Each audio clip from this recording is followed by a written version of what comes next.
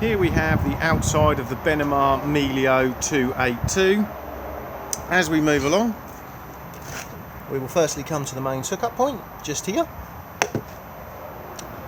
After that, we then have the fresh water fill point. Push in, twist, remove, pop in your hose to fill up your fresh water tank. To drain the fresh water tank down, we need to go directly underneath the van and look up, and you'll see the blue lever just here. Just give it a turn to drain.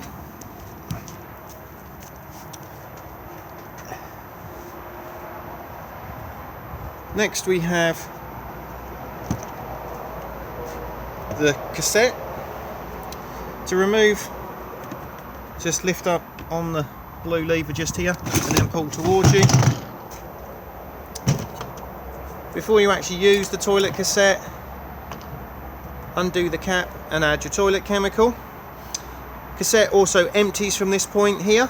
Just remember that when you're pouring it away, to hold the button in just here to release the vacuum inside. It is also advisable to keep this seal here lubricated. Thetford do their own seal lubricant, but any silicone based lubricant is fine. If we twist this, this is also the easiest way of giving the cassette a really good clean. All of these now come on wheels with a pull out handle.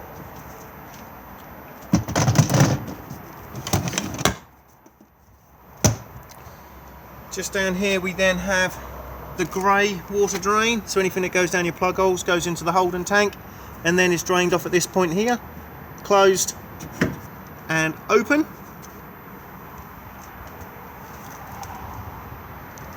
We then have the rear corner steadies just here. Just attach the corner steady winding handle to here, wind it, and then the legs will come down to firm up the back end. Here we have the flue for the Truma boiler. We do not need to do anything with these, just make sure that nothing is obstructing it. And then we have the gas locker just here. So we've got plenty of room in here for 2 gas bottles. The regulator itself just sits up the top here. Then the hose runs to the gas bottle. Just make sure, as stated on the door here, that the bottle is turned off for travel.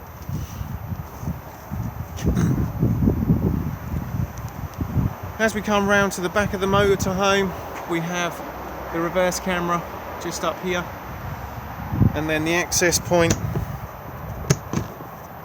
to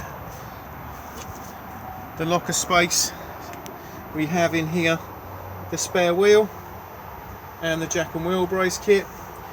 We also have the silver screens for the front window, 2 ladders for the drop down beds, the corner steady winding handle, and then the awning winding handle and the centre rafter pole for it, and pegs. And then tucked up here we have mains cable, 2 warning triangles, fire extinguisher and high visibility jackets.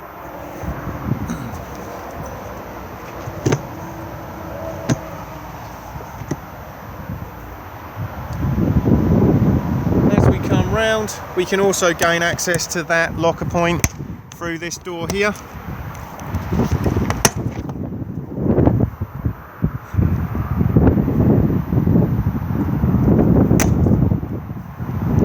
Then as we come along, we have the vents for the fridge. As this is a fully winterized van, we do have winter covers for the fridge vents, so if you are using the van in extremely cold climate, what we do is we undo the clips just here and remove the fridge vent itself. We then grab a winter cover, slot it in like so, and then replace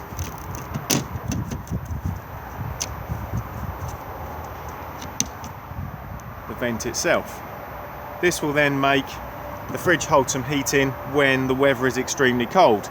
do not leave these on in the summer months, or otherwise the fridge will just overheat and not work correctly. We then have the external barbecue point and shower hose point for the barbecue. Take off the dust cap, attach the barbecue hose to the barbecue, and then this end here just inserts at this point here, and then we can turn the gas on and off. To release, just push on the collar, push it up, and it will then pop back out again. With the external shower hose, we have the end just here, plug it in, and then as long as the water is on inside,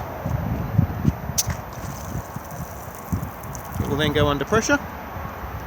And exactly the same as the barbecue point, to release it, just push the collar in and it will then pop back out again.